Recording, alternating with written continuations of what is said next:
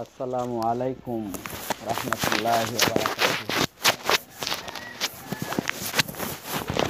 সমস্ত তারিফ ও প্রশংসা যে মহান আল্লাহ রাব্বুল আলামিন আমাদের মসজিদে উপস্থিত হওয়ার জন্য তৌফিক দিয়েছেন, সে আল্লাহ তাআলার দরবারে আমরা সকলে শুকর আদায় করি। আলহামদুলিল্লাহ।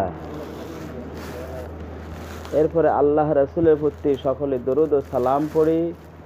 সাল্লাল্লাহু আলাইহি ওয়াসাল্লাম। অবস্থিত হাজিরিন মুহতারাম, আল্লাহ পাক আমাদের বিশেষ একটা পুরস্কার আজকে দিয়েছেন। আমরা শোনার আগেই আল্লাহ তাআলা শুকর আদায় করি, সকলে পড়ুন আলহামদুলিল্লাহ। তা হলো কি, আল্লাহ রাসূল সাল্লাল্লাহু আলাইহি ওয়াসাল্লাম বলেন,